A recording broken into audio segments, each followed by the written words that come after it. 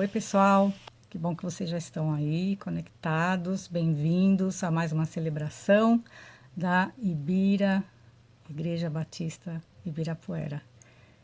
Pega o pessoal aí de casa, junta a família, que agora é um tempo gostoso para a gente ficar junto. Então, eu quero convidar você a orar comigo agora, para a gente se conectar nesse Deus Todo-Poderoso. Ora comigo? Deus maravilhoso, obrigado por mais esse dia, obrigado que a gente pode te buscar. Nós queremos entregar cada família que está aí conectada e queremos te entregar tudo que vai acontecer nesse momento que nós nos reunimos para te buscar, te engrandecer. Então, Deus, fica conosco, Senhor, o nosso convidado especial. Nós oramos em nome de Jesus. Amém. E é isso, meus queridos. Agora, que tal a gente cantar, engrandecer esse Deus, que é o nosso bom pastor?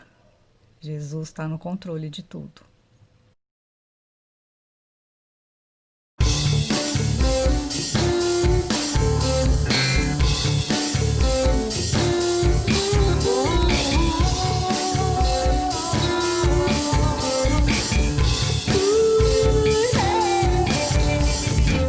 És meu pastor e nada faltará.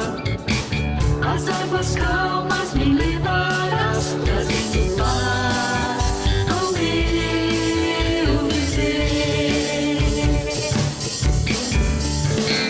E pela mão vais me guiar, quando no vale eu passar. Eu não temerei,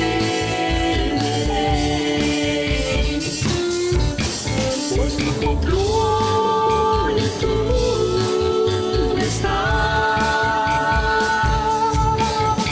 No controle tu estás. No controle tu estás. No controle tu estás.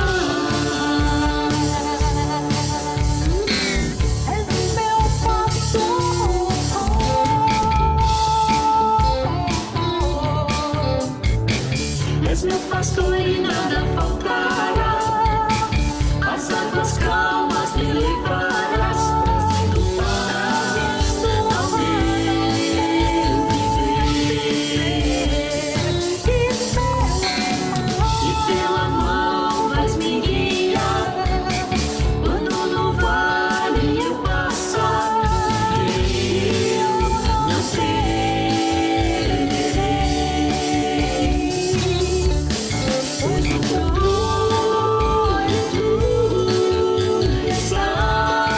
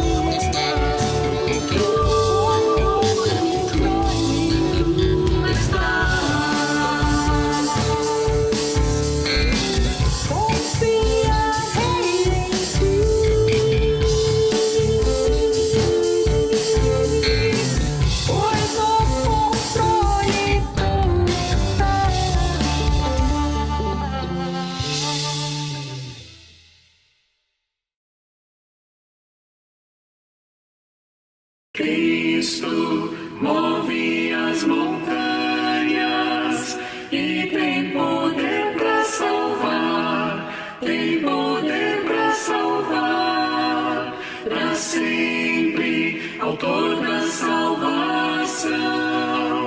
Jesus a morte venceu, sobre a morte venceu.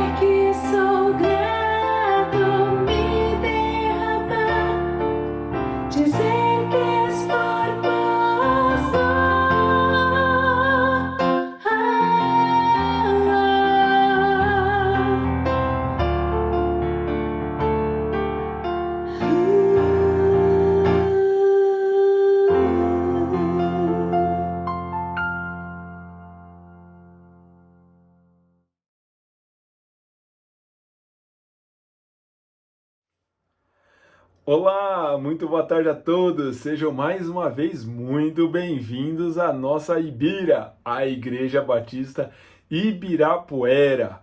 Nós hoje estamos finalizando a nossa sequência de reflexões sobre o tema macro aí, surpreendendo na crise. Nós começamos a falar sobre esse tema com um texto que está escrito na Bíblia, no Novo Testamento, mais precisamente aí da carta aos Filipenses, um texto talvez famoso aí para alguns, onde Paulo, o escritor, diz assim: tudo posso naquele que me fortalece.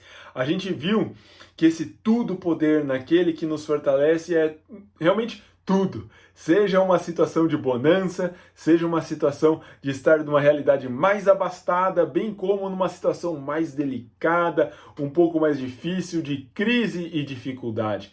Nós entendemos que Paulo, aquele cara que escreveu essa carta aí aos Filipenses, o autor estava preso, cerceado do seu direito aí de ir e vir ao escrevê-la. Nós seguimos a nossa série aí de reflexões falando sobre o novo normal na crise atual, com o Paulo, uma bela explanação. Relembramos também que o morrer é Cristo e o viver é lucro. E hoje, nessa última reflexão sobre surpreendendo na crise, vamos fechar essa série de reflexões prosseguindo para o alvo, com o tema, o título, O Fim de Tudo. E aqui o fim de tudo faz referência a pelo menos duas coisas: ao fim dessa série de maneira objetiva, hoje é a nossa última reflexão sobre esse tema, e também o fim de tudo com o objetivo de a finalidade de tudo, descobrindo qual é a finalidade da nossa vida, qual é o nosso alvo.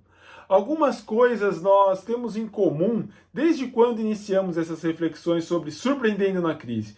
Mas aqui eu quero destacar uma em especial: a centralidade, o ponto focal de Jesus Cristo nessa história, convidando, deixando e intentando que Ele seja a razão, a fonte, a força motriz da nossa existência, o nosso paradigma existencial, colocando-nos em nosso devido lugar, menos como criaturas necessitadas e carentes da intervenção e da ação divina. Antes de nós entrarmos propriamente aí na nossa reflexão para valer mesmo hoje, eu quero convidá-lo mais uma vez, mesmo que aí na sua casa, no seu carro, ou eventualmente em algum meio de transporte, ouvindo aí esse nosso podcast, que você abaixe a sua cabeça, feche os seus olhos para que possamos pedir a direção e a ajuda de Deus nesse mais um bate-papo nesse final de tarde. Vamos orar? Senhor Jesus, nós reconhecemos que somos dependentes de Ti. Nós reconhecemos que somente poderemos ser surpreendentes na crise se o Senhor estiver conosco. Ajude-nos a entender qual é o fim da nossa vida, qual é a finalidade para aquilo que o Senhor nos criou e nos permitiu viver. Não nos deixe cair na tentação de ficarmos na nossa zona de conforto, no nosso mesmice, olhando para o nosso umbigo. Senhor, livra-nos disso. Aviva o nosso coração, anima a nossa vida, anima o nosso ânimo, restaura-nos o vigor, para que possamos viver de verdade, com o fim último, tendo isso claro na nossa mente. Ajude-nos a prosseguirmos para o alvo, a vivermos podendo tudo naquele que nos fortalece, que é o nosso Senhor Jesus Cristo, e a nos lembrarmos a cada dia mais que, por mais adversa que seja a situação, que o viver é Cristo e que o morrer, não tem coisa mais esplendorosa e triunfante, porque é um lucro, pois poderemos estar contigo, vivenciando 24 horas por dia a realidade de desfrutar da tua presença. Senhor, cale fundo esse desejo no nosso coração, que aquilo que a gente vai conversar neste final de tarde aqui seja tão somente a tua palavra, que teu Espírito Santo tenha liberdade para falar aos nossos corações, nos aproximando mais de ti. É o desejo mais profundo do nosso coração. No nome precioso de Jesus, por quem oramos. Amém. Amém. Pois bem, vamos lá. quero convidá-lo a abrir a sua Bíblia no livro aí de Filipenses, que tem sido o objetivo do nosso estudo, das nossas reflexões aí nos últimos domingos. E quero ler contigo o capítulo 3, a partir do versículo 12, até somente o versículo 16. Vamos só 5 versículos nesse final de tarde aqui. Tem bastante coisa aqui para a gente conversar. Vamos lá. Leio aqui em Filipenses 3, a partir do versículo 12. Não que eu já tenha obtido tudo isso, ou tenha sido aperfeiçoado, mas prossigo para alcançá-lo. Para isso também fui alcançado por Cristo Jesus. Irmãos, não penso que eu mesmo já o tenha alcançado. Mas uma coisa faço, esquecendo-me das coisas que para trás ficam e avançando para as que estão adiante, prossigo para o alvo, a fim de ganhar o prêmio do chamado celestial de Deus em Cristo Jesus. Todos nós que alcançamos a maturidade devemos ver as coisas desta forma. E se em algum aspecto vocês pensam de modo diferente, isso também Deus lhes esclarecerá. Tão somente vivamos de acordo com o que já alcançamos. Paulo começa o nosso trecho aqui, no versículo 12, não que eu já tenha obtido tudo isso. A pergunta que não quer calar, obtido tudo isso o quê? Se a gente voltar aí alguns versículos, a gente vai entender que o que Paulo tinha como desejo de obtenção era o conhecimento de Jesus Cristo, o poder da sua ressurreição e a participação em seus sofrimentos. Isso está escrito ali no versículo 10, você pode ler aí com mais calma. E ele fala, não que eu já tenha obtido tudo isso, então o conhecimento de Cristo ou também obtido a perfeição. Não, Paulo não tinha obtido ainda nem o conhecimento de Cristo em sua plenitude, tampouco a perfeição. Paulo, ele não tinha obtido nada disso, pelo menos ainda. E ele não se reserva no direito de ficar nessa situação de não obtenção. Ele não se conforma com isso. Por isso que ele tem um mas, um contudo, porém, entretanto, todavia. Mas eu prossigo para alcançar o conhecimento de Cristo e a perfeição, pois foi para isso que o próprio Senhor Jesus Cristo o alcançou. E ele segue no versículo falando, pois para isso também fui alcançado por Cristo Jesus. Cristo, Jesus, não nos alcança, não entra na nossa vida para nos dar uma vida confortável, com uma renda garantida, a saúde plena, regalias. Não, mas ele também não nos dá, transforma a nossa vida para ser uma vida de sofrimento extremo, de dor, angústia, diária, todo dia. Não foi nem para um extremo, nem para outro. Será que foi no meio termo que Jesus alcançou e transformou a nossa vida? Olha só, Cristo, Jesus, ele nos alcança, ele transforma a nossa vida para que a nossa vida tenha sentido e uma razão existencial evidente, sendo que esse sentido e razão só existem a partir de Jesus, a partir do que é eterno, pois nós fomos criados, como diz lá em Eclesiastes, para termos uma vida eterna. Deus colocou no nosso coração a vida eterna. Então, a nossa vida só vai fazer sentido a partir do olhar da eternidade. Cristo nos alcançou com um objetivo claro, para sermos perfeitos, de acordo com o nosso conhecimento crescente dele. À medida que vamos conhecendo, invariavelmente, a nossa vida vai sendo transformada à maior semelhança dele, o que nos torna mais perfeitos a cada dia, ou pelo menos deveria nos tornar. Jesus, quando proferiu o Sermão do Monte, ali em Mateus 5,48, diz assim, sejam perfeitos como perfeito é o Pai Celestial de vocês. Paulo aqui está certamente evocando, relembrando esse alerta do próprio Senhor Jesus Cristo. E falando em alerta, vamos beber uma água antes disso. Esses dias o que mais temos visto são alertas e ordens de todos os tipos. Como, por exemplo, lave as mãos, use álcool em gel, use máscaras, evite aglomerações. Aposto que você tem seguido a maioria desses alertas, dessas orientações. E interessante é notar que muitos desses alertas realmente são válidos, mas alguns outros acabam sendo por tentativa e erro. Se você mora em São Paulo, capital, teve uma semana aí atrás que os carros só podiam sair de casa dia sim, dia não. Alguns dias atrás anteciparam aí 3 feriados para aumentar o índice de isolamento. Não sei se você cumpriu os 3 aí ou não, né? Mas o rodízio acabou durando uma semana somente. E esses feriados que foram antecipados aumentaram aí pouquíssimos pontos percentuais no índice de isolamento. Mas aonde eu quero chegar com tudo isso? Certamente você tem seguido aí a maioria dessas orientações do governo, da prefeitura, porque elas visam, ou pelo menos aí deveriam visar, o seu bem-estar, a manutenção da sua vida e também a manutenção da vida daqueles que nos cercam, certo? Mas o meu ponto aqui é o seguinte: quando Jesus Cristo, que é atemporal, está fora da limitação de tempo, que já passou pelos piores sofrimentos e crises que qualquer pessoa poderia enfrentar, diz assim: conheçam-me e sejam perfeitos. Qual tem sido a nossa resposta a este alerta, a esta ordem? Como temos respondido a isso? Temos respondido com um pronto sim, claro? Ou será que a isso, a questão de conhecer a Jesus e sermos perfeitos como Ele é, nós eventualmente não temos dado tanta atenção?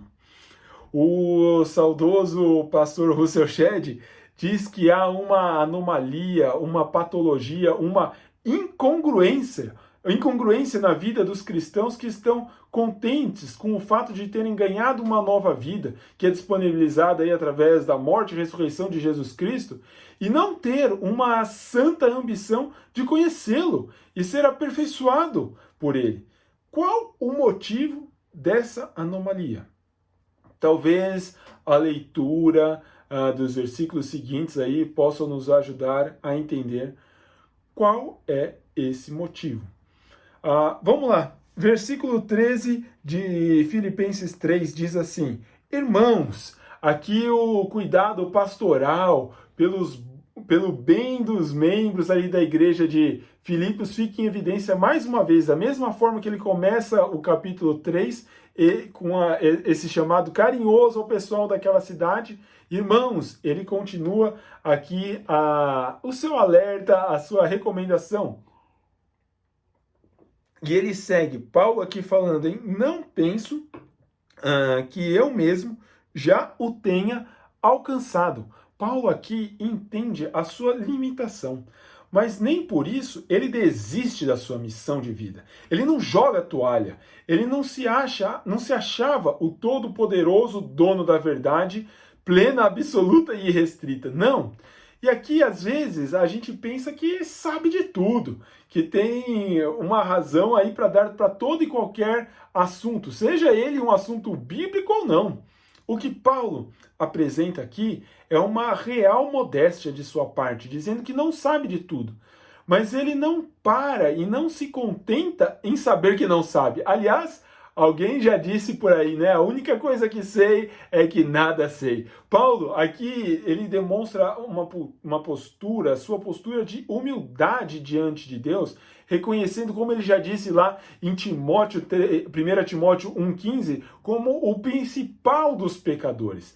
Mas essa aqui não é uma humildade de conformismo, de ficar folgado com a situação. Não, não é isso. Somente quando a gente entende quem realmente somos, nós conseguimos entender o que Cristo fez por nós e quão grande Ele é. Por isso que Paulo segue dizendo aqui, esquecendo-me das coisas que para trás ficam.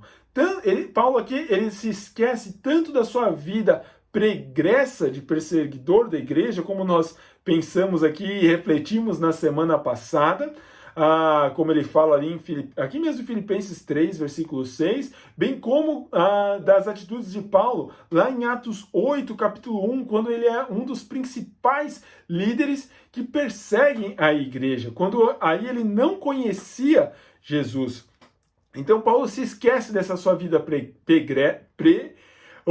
pregressa e também se esquece da sua vida de autoconfiança em si mesmo. Vale aqui o pleonasmo, né? Centrada em si, nas suas capacidades e aptidões, como também nós vimos na semana passada. E esse esquecimento só foi possível acontecer por conta do encontro e do conhecimento que Paulo teve com o próprio Senhor Jesus Cristo.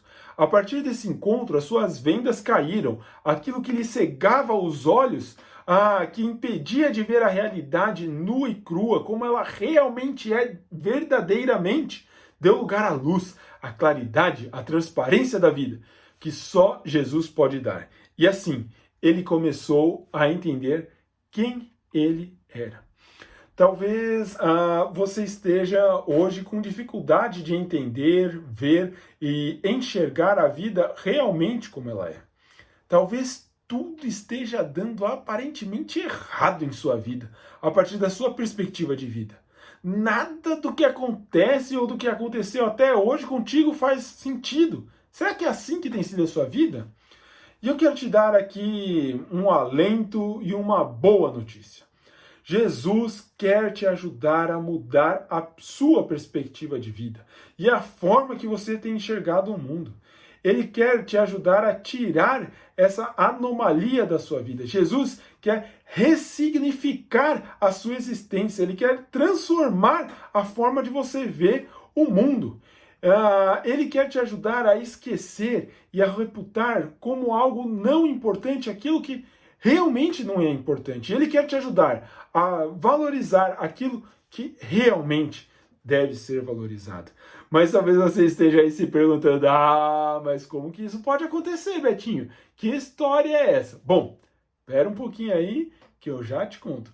Vamos continuar a ler aí a Bíblia. Aliás, a Bíblia é um livro da hora, é interessante. Você deveria lê-lo mais. É da hora esse livro aí. Vamos continuar a ler esse texto aí e entender um pouquinho mais sobre esse assunto. Não sem antes tomar mais um golinho d'água.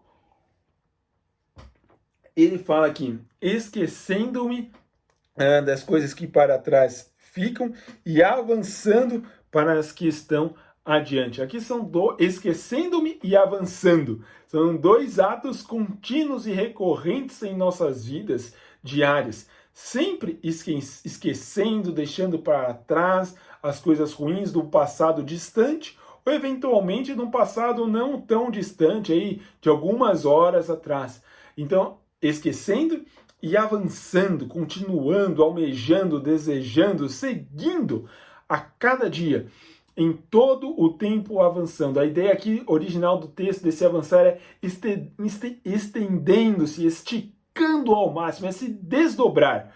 E isso mostra aqui a obsessão do cara, da mulher de Deus na perseguição do seu alvo. Esse é um sinal da não anomalia, não da patologia. É a esquecer, renegar e deixar para trás diariamente as coisas ruins e buscar diariamente as coisas boas, a saber, o conhecimento de Jesus, é um sinal sim de ser saudável na crise. E por buscar ser saudável, Paulo diz, aí no versículo 14, começando assim, prossigo para o alvo. Ele prossegue para um objetivo, no qual ele fixa os seus olhos. É uma meta numa corrida. Mas a pergunta que não quero calar aqui, que alvo é esse? Qual é o destino? Aonde devemos chegar? A pergunta que talvez alguém poderia fazer, devemos deixar a meta aberta para depois dobrá-la? Como que funciona esse alvo de vida aqui? O alvo de vida de Paulo, como a gente já viu, qual a finalidade, o fim de tudo na vida de Paulo aqui, nesse texto, é ser perfeito. E para isso ele precisa conhecer a Cristo. Como ele diz também lá no capítulo 1, um dos objetivos dele era partir para o céu e estar com Cristo em sua plenitude. Agora, o que está por trás, atrás dessa expressão de prosseguir para o alvo, é uma figura de um esportista numa corrida.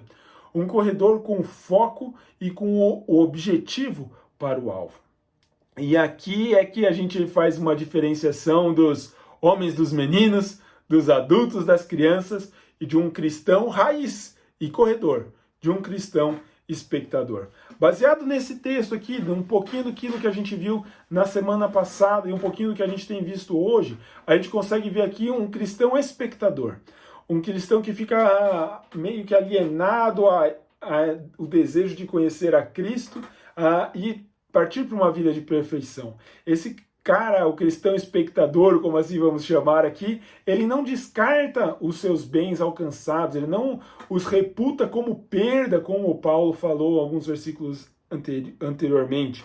Ele sente-se bem na sua perfeição atingida, ele está de boa ali, ele não quer saber de conhecer a Cristo e o seu supremo valor. Ele não deseja perseguir o alvo, uma vida de santidade.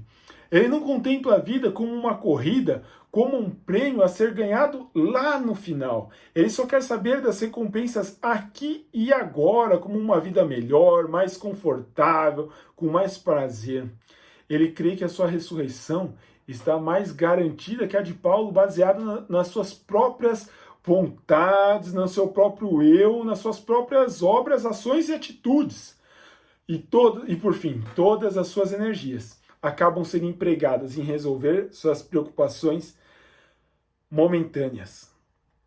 E sabe aquela história que eu comentei há pouco, que Jesus quer te ajudar a mudar a perspectiva de vida, a começar a ter a vida a partir de um outro prisma? Então, aqui vão algumas dicas antagônicas a esta do cristão espectador, que vamos pontuar agora. Você quer mudar a perspectiva de vida? Você quer enxergar a vida a partir de um outro prisma? Então, uma primeira recomendação, a partir do que está escrito nesse texto, não supervalorize e se apegue a eventuais bens que você alcançou nesta vida. Talvez você que seja um assalariado, CLT, com vale-refeição, vale-transporte, plano de saúde, todos os benefícios que a CLT, 13º propõe no país, ou então você que é um aposentado, que todo aquele determinado dia do mês a aposentadoria cai na sua conta, ou então eventualmente aí alguém que tenha um prolabore muito bacana, que a sua empresa não esteja passando por dificuldades, esteja garantido nesses dias. Uma pergunta que eu quero fazer: você abriu mão em algum momento desse seu provento, desse seu recurso, para ajudar alguém que precisasse? Eventualmente aí com uma cesta básica, eventualmente aí com alguma outra forma monetária de ajuda? Ou você ajudou algum missionário que está sofrendo, seja por conta aí de uma desvalorização do real frente a alguma moeda estrangeira, ou então algum missionário que porventura não está recebendo o recurso que anteriormente recebia? Você se preocupou com alguém nesse sentido? Sai da sua casa, sai do seu mundinho, abra a sua mente, seja generoso, seja doador. E aqui o saia da sua casa é no bom sentido, né? Pare de ficar a olhar para o seu mundinho. Um grande reflexo da manifestação da graça e da ação de Jesus na sua vida e nas nossas vidas é em sermos generosos.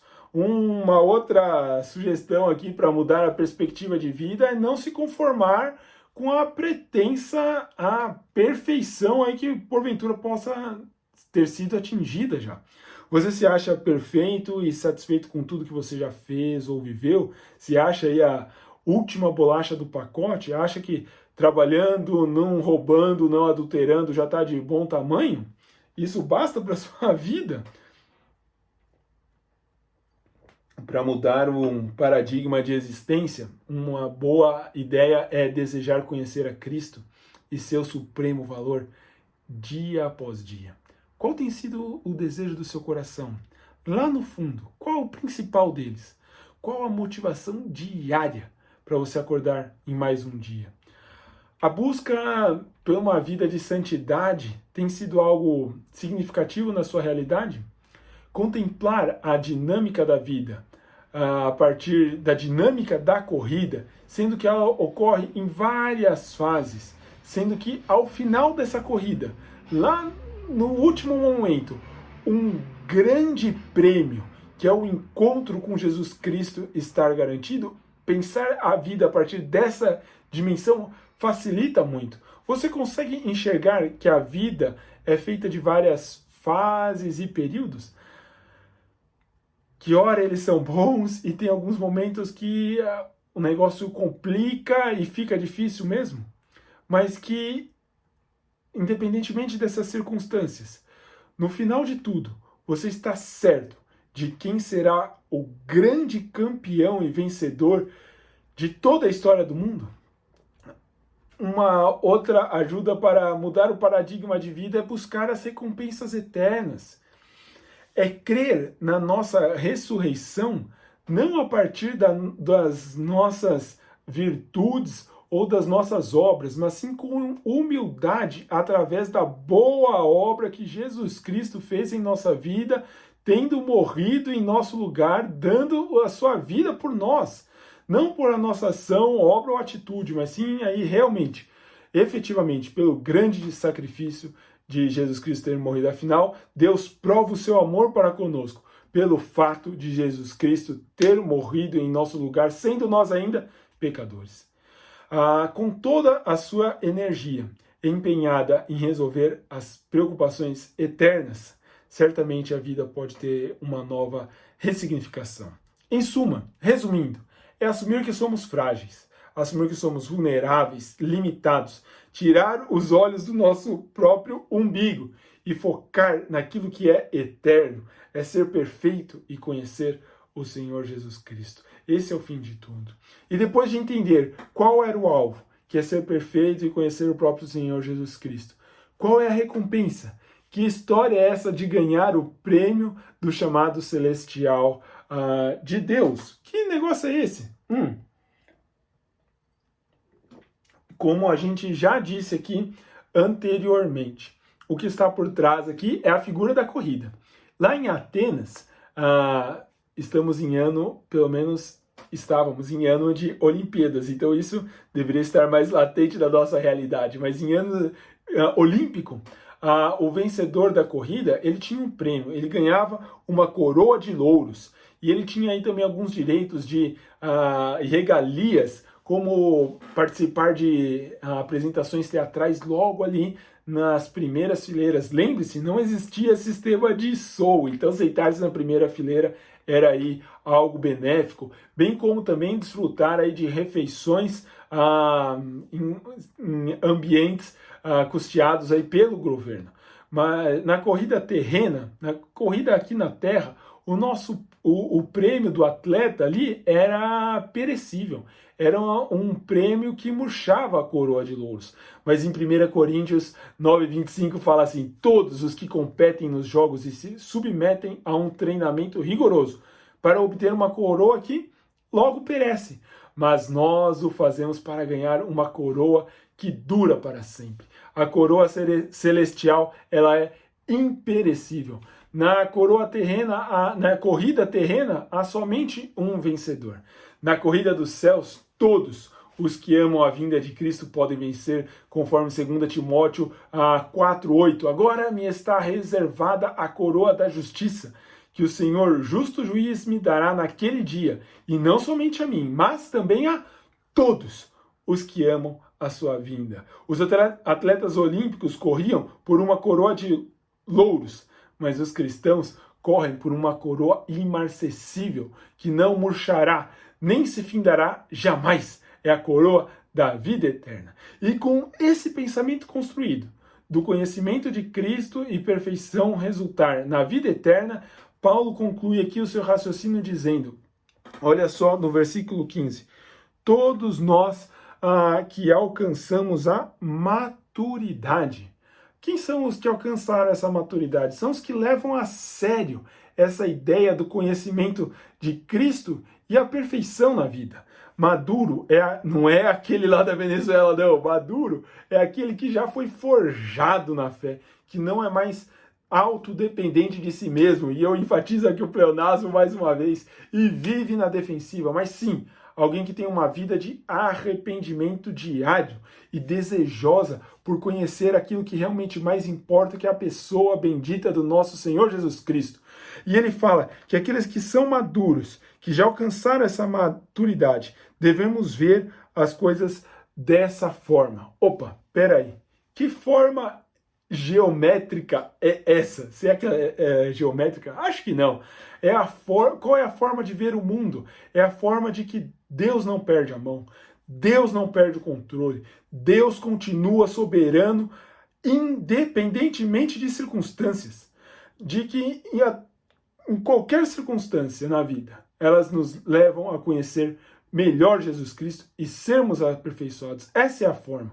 Recentemente perguntaram ao jornalista octogenário aí, Alexandre Garcia, como que o Brasil enfrentaria a pior crise da sua história. Essa foi uma entrevista que ele concedeu há uns 10 dias atrás aí, o pessoal se referia a esta crise de pandemia de coronavírus que estamos enfrentando agora. E ele, com muita educação, sabedoria aí, e sendo quase que um lorde, ele disse que essa crise não está sequer entre as 5 maiores crises que ele, um octogenário, presenciou no Brasil.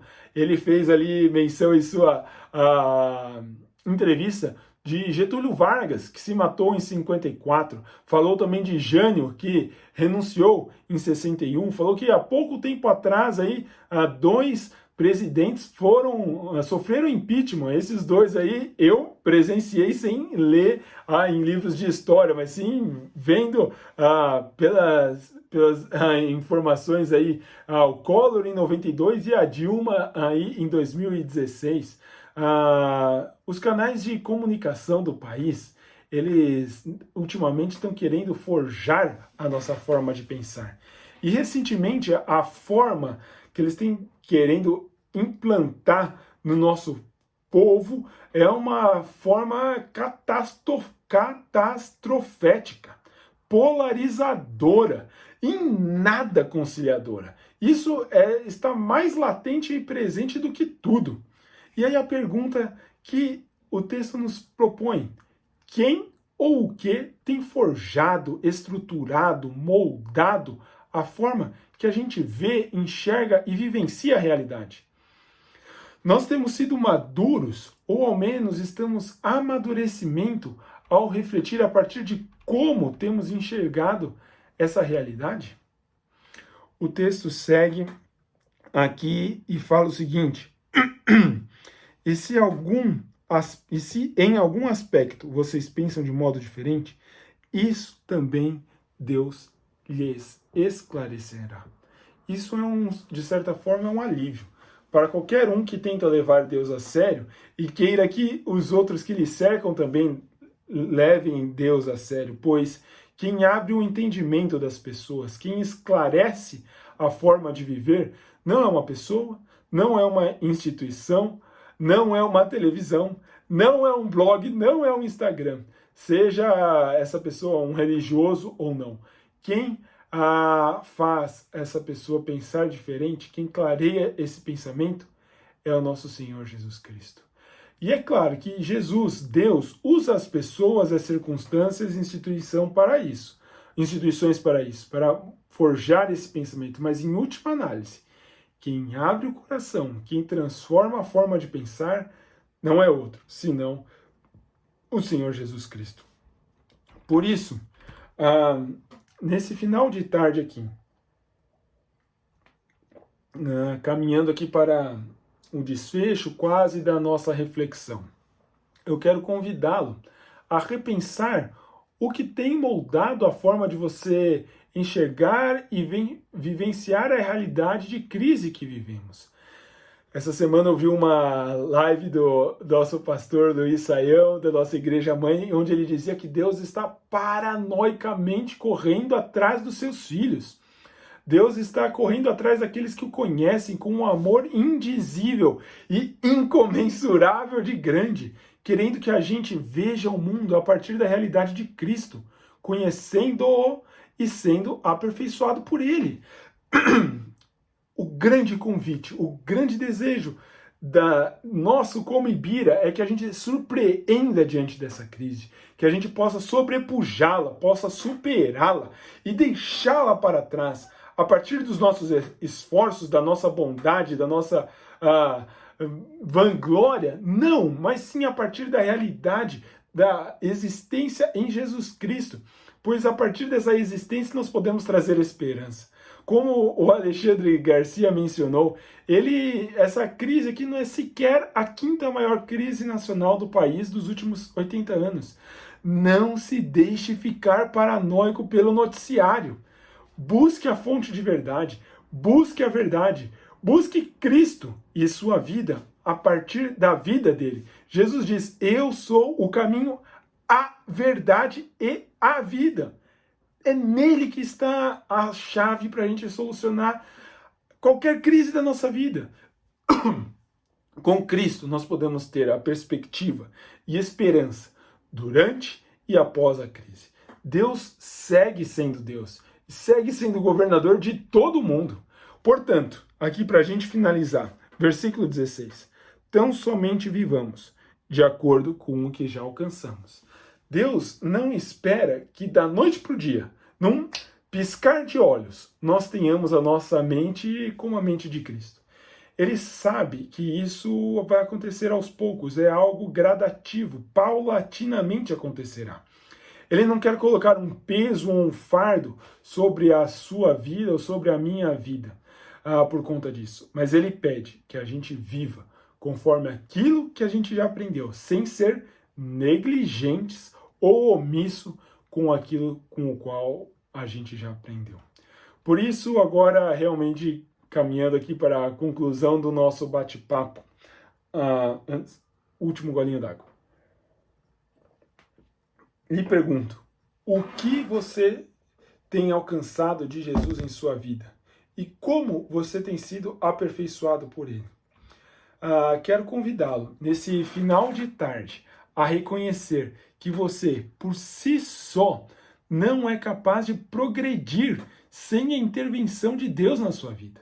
Convido-o a reconhecer que, por seus próprios esforços, você não é capaz de conhecer Jesus, Cristo em sua vida. Deixe seu autocontrole, sua independência, sua vã autonomia de lado. Busque o conhecimento do eterno e daquilo que é eterno. Viva o aqui e agora da perspectiva da vitória triunfante de Jesus Cristo ao final de toda a história. Afinal, se o viver é Cristo, o morrer é muito lucro. Deixe Jesus transformar seu coração, sua vida, existência e história. Não carregue um peso, um fardo que você não pode carregar. Peça ajuda a Ele. Peça que Ele te ajude a viver para o conhecimento dEle e sendo aperfeiçoado por Ele a cada dia. Isso muitas vezes é antinatural à nossa realidade, não é a nossa programação normal querer conhecer a Jesus. Por isso eu insisto novamente, peça ajuda a Cristo, peça ajuda a Deus para que Ele te ajude a conhecê-lo. Que esse seja, sim, o verdadeiro alvo, o verdadeiro fim de tudo da nossa vida. Conhecê-lo e ser aperfeiçoado. Como diz a música, te conhecer e prosseguir em te conhecer. Este é o alvo para minha vida, Senhor. Que esse seja o fim de tudo, que esse seja o alvo de nossas vidas, que seja no momento de bonança, seja no momento de prosperidade, seja no momento de conta bancária gorda, ou seja no momento de conta bancária magra, no momento de lutas, no momento de crises e dificuldade, que a nossa perspectiva seja além dessa perspectiva momentânea aqui e agora, mas que ela seja a perspectiva de buscar o conhecimento e o aperfeiçoamento em Cristo Jesus, o nosso Senhor e Salvador. E se porventura Ele ainda não é o Senhor e não é o Salvador da sua vida, da sua história, não perca a oportunidade de reconhecer a sua fragilidade, a sua total carência do amor e da graça de Deus, reconhecendo que você por si só não consegue acessá-lo. Reconheça que você falha, que você pisa na bola, que você é pecador e precisa da ação soberana, de uma mudança de vida através de Jesus Cristo. Não deixe isso para depois. Não deixe que não deixe que esse dia passe sem você reconhecer Jesus na sua vida. Que Deus te abençoe. Que Deus nos dê uma semana abençoada de conhecimento e aperfeiçoamento, sendo esse, sim, a finalidade última da nossa vida. Que Deus abençoe. Até a semana que vem.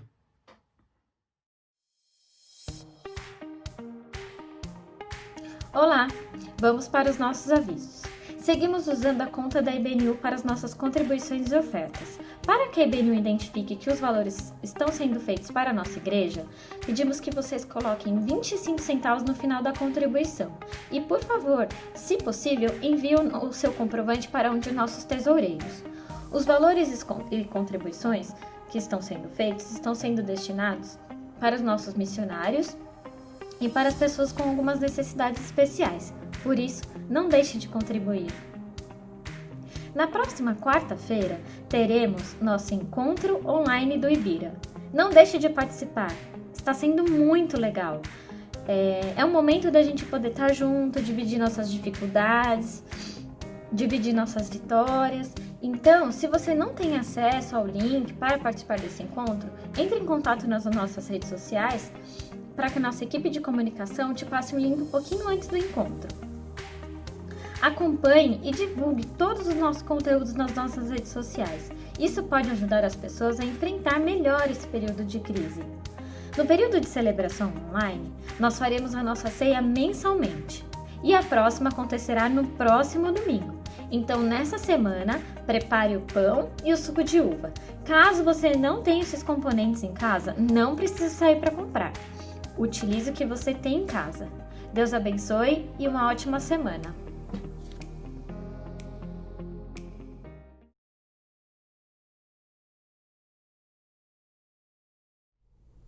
Ok, pessoal, estamos encerrando mais uma celebração com o momento de intercessão, o momento de colocarmos no Senhor todas as nossas angústias, todas as nossas ansiedades.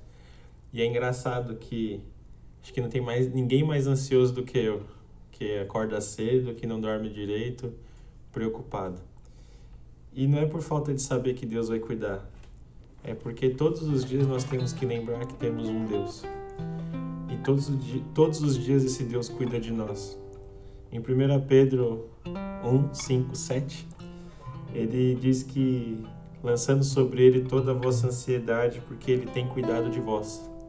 E eu não tenho dúvida que ele tem cuidado de mim, como tem cuidado de vocês também. E Deus, ele trata cada um de uma maneira especial. Ele não trata o Samuel que nem trata o Betinho, ou o Herbert, ou o Joãozinho. Ele trata cada um na sua singularidade, porque ele é um Deus pessoal, e é isso que torna ele um Deus todo-poderoso para cuidar de nós. Nós temos passado alguns momentos de angústia com relação ao distanciamento social. Para quem sabe, quem gosta de festa, ainda mais crente que gosta de comer e estar junto, dar risada, tem sido um momento difícil para nós. Mas sabendo que Deus tem cuidado de nós. Pô, Samuca, mas às vezes está faltando dinheiro, mas não está faltando comida, não está faltando um teto e não está faltando roupa. E se tiver, você tem que saber que Deus está contigo. Alguma coisa Ele está querendo te ensinar. Não é fácil, ninguém falou que é fácil. Mas quando a gente vê na Bíblia que nenhum dos apóstolos morreram ricos, nenhum dos apóstolos que andaram com Jesus tiveram uma ascensão social ou tiveram algum tipo de riqueza ou deixaram alguma coisa além do legado de Cristo para os seus próximos. Então, lembrando disso, queria que a gente, com o nosso coração contrito, nos derramasse diante de Deus, porque Ele tem cuidado de nós. Nós temos uma pandemia, mas nós temos um grande Deus. O melhor Deus, o maior Deus, que por amor entregou o seu Filho por nós. E antes disso, nós temos que orar pela pandemia, claro, pelos profissionais de saúde que estão envolvidos diretamente ao combate ali e ao cuidado dos doentes, e ao nosso governo que tem tomado algumas decisões que não sabemos se é o governo do estado, se é o governo federal, se é a prefeitura, mas sabemos que Deus tem cuidado de nós.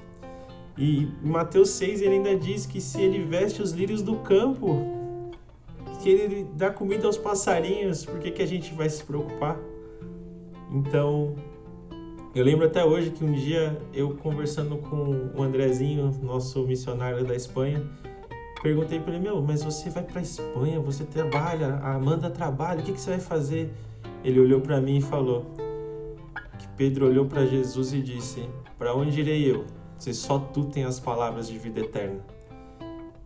Então, nesse momento, eu quero orar também lembrando do nosso amiguinho Rafa, que Deus continue cuidando dele, continue dando força para Raquel e para o Herbert, ainda mais que eles estão agora numa fase de transição de casa, então que Deus cuide também da Ana, que Deus possa cuidar e continuar dando sustento para o Herbert, para que ele possa continuar ali cuidando da família dele.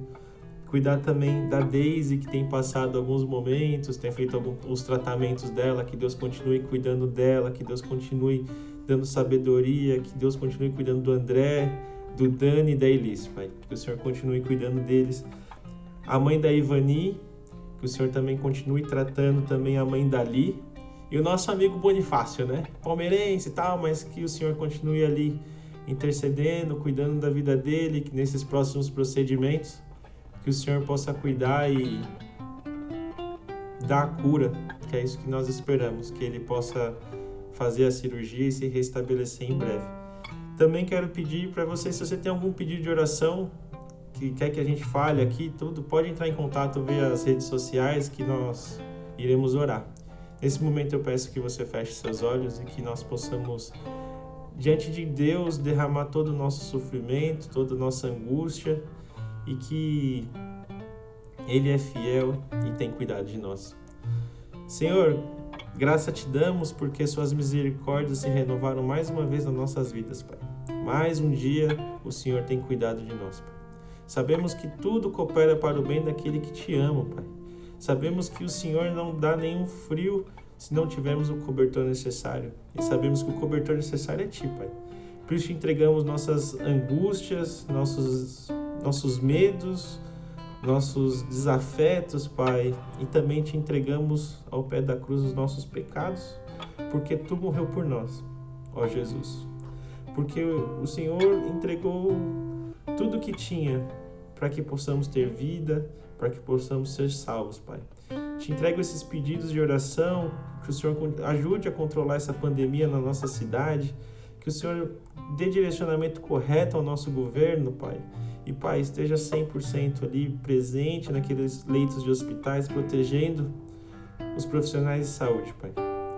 Que o Senhor possa intervir, que eles não se contaminem e também não passe contaminação para os seus parentes de casa, Pai. Mas que o Senhor também dê coragem e ânimo para que eles possam todo dia caminhar até lá, Pai. Te entrego os pedidos também dos nossos amigos. Te entrego a vida de cada um, Pai.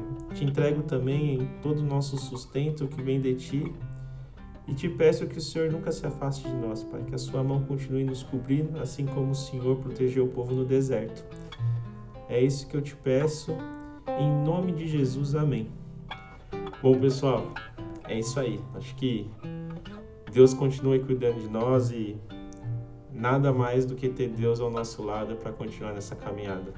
Eu desejo a vocês uma ótima semana, lembrando que temos PG e que, se Deus quiser, em breve estaremos juntos, nos abraçando, porque somos gente que curte gente. Fique com Deus. Um beijo.